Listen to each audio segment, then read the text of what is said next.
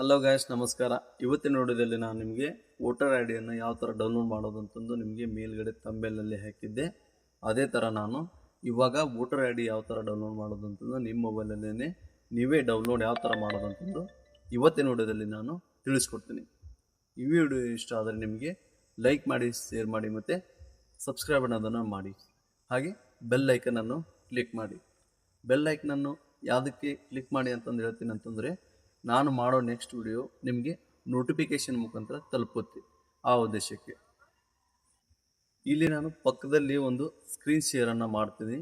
ಅದರ ಮುಖಾಂತರ ನೀವು ನೋಡಿಕೊಂಡು ನೀವು ನಿಮ್ಮ ಮೊಬೈಲಲ್ಲೇ ವೋಟರ್ ಐ ಡಿ ಡೌನ್ಲೋಡ್ ಮಾಡ್ಕೊಳ್ಳಿ. ನಾನಿವಾಗ ಪಕ್ಕದಲ್ಲಿ ಸ್ಕ್ರೀನ್ ಶೇರ್ ಮಾಡ್ತಾಯಿದ್ದೀನಿ. ಮೊದಲಿಗೆ ನೀವು ನಿಮ್ಮ ಮೊಬೈಲಲ್ಲಿ ಇರ್ತಕ್ಕಂತಹ ಒಂದು ಪ್ಲೇಸ್ಟೋರನ್ನು ಓಪನ್ ಮಾಡ್ಕೊಳ್ಳಿ. ನಾನಿವಾಗ ನನ್ನ ಮೊಬೈಲಲ್ಲಿ ಇರ್ತಕ್ಕಂಥ ಒಂದು ಪ್ಲೇಸ್ಟೋರನ್ನು ನಾನು ಕ್ಲಿಕ್ ಮಾಡ್ತೀನಿ ಮತ್ತು ಓಪನ್ ಅನ್ನೋದನ್ನು ಮಾಡ್ಕೊಳ್ತೀನಿ. ಇಲ್ಲಿ ಸರ್ಚ್ ಆಪ್ಷನ್ ಇದೆಯಲ್ಲ, ಸರ್ಚ್ ಆಪ್ಷನ್ನಿಗೆ ಬಂದ್ಬಿಟ್ಟು ನಾವು ಏನು ಮಾಡಬೇಕು ಅಂತಂದರೆ, ಇಲ್ಲಿ ನಾವು ಈ ಸೆಂಟ್ ಅಂತಂದು ಒಂದು ಸ್ಪೆಲ್ಲಿಂಗನ್ನು ನಾವು ಆ್ಯಡ್ ಮಾಡ್ಕೋಬೇಕಾಗತ್ತೆ.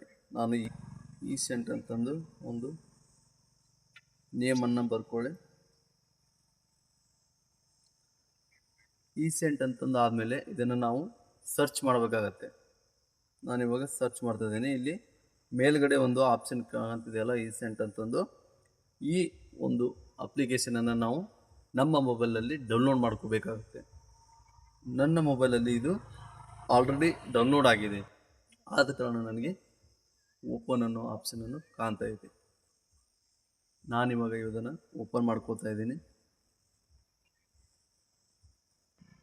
ಓಪನ್ ಮಾಡಿದಾದಮೇಲೆ ನಿಮಗೆ ಈ ಥರ ಒಂದು ಇಂಟರ್ಫೇಸ್ ಅನ್ನೋದನ್ನು ಕಾಣುತ್ತೆ. ಇವಾಗ ನಾನು ಇಂಟು ಮಾರ್ಕ್ ಮೇಲೆ ಕ್ಲಿಕ್ ಮಾಡ್ತೀನಿ. ಇದು ಎಲ್ಲ ಹೈಡ್ ಆಗುತ್ತೆ, ಹೋಗುತ್ತೆ. ಇಲ್ಲಿ ನಮಗೆ search your name in voter list ಅಂತಂದು ಕಾಣಿಸ್ತಿದೆ ಅಲ್ಲ, ಅದ್ರ ಮೇಲೆ ನಾವು ಕ್ಲಿಕ್ ಮಾಡ್ಕೋಬೇಕಾಗತ್ತೆ. ನಾನು ಇವಾಗ ಕ್ಲಿಕ್ ಮಾಡ್ಕೋತಾ ಇದ್ದೀನಿ. ಇಲ್ಲಿ ನೋಡಿ, ಸಿಂಪಲ್ಲಾಗಿ ಇಲ್ಲಿ ಏನಂತ ಸರ್ಚ್ ಮಾಡ್ಬೇಕಂತಂದರೆ EPIC ಅಂತಂದು ಒಂದು ನಿಮ್ಮ ವೋಟರ್ ಐ ಡಿ ನಂಬರು ಇರ್ತದೆ. ಆ ವೋಟರ್ ಐ ಡಿ ನಂಬರನ್ನು ಇಲ್ಲಿ ನಾವು ಎಂಟ್ರ್ ಮಾಡಬೇಕಾಗತ್ತೆ.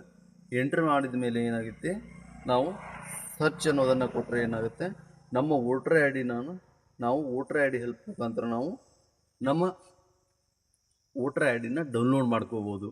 ಇದನ್ನು ನಾವು ಡೌನ್ಲೋಡ್ ಆದಮೇಲೆ ನಾವು ಏನು ಮಾಡ್ಬೇಕಂತಂದರೆ, ಈ ಥರ ಒಂದು ಡೌನ್ಲೋಡ್ ಆಗುತ್ತೆ. ಡೌನ್ಲೋಡ್ ಆದಮೇಲೆ ನಾವು ಏನು ಮಾಡಬೇಕು, ಈ ಥರ ಒಂದು ಸ್ಕ್ರೀನ್ಶಾಟನ್ನು ಒಂದು ತೊಗೊಂಡ್ರೆ ಇದನ್ನು ನಾವು ಎಲ್ಲಿ ಬೇಕಾದರೂ ನಾವು ಅಪ್ಲೋಡ್ ಮಾಡ್ಬೋದು ಮತ್ತು ಸಬ್ಮಿಟ್ ಮಾಡ್ಬೋದು ಮತ್ತು ಯಾವುದೇ ಒಂದು ಕೆಲಸಕ್ಕೂ ಕೂಡ ನಾವು ಇದನ್ನು ಯೂಸ್ ಮಾಡ್ಕೋಬೋದು. ಈ ವಿಡಿಯೋ ನಿಮಗೆ ಹೆಲ್ಪ್ಫುಲ್ ಆದರೆ ಲೈಕ್ ಮಾಡಿ, ಶೇರ್ ಮಾಡಿ ಮತ್ತು ನಮ್ಮ ಚಾನಲನ್ನು ಸಬ್ಸ್ಕ್ರೈಬ್ ಆಗಿ ಮತ್ತು ಬೆಲ್ ಐಕನನ್ನು ಕ್ಲಿಕ್ ಮಾಡಿ.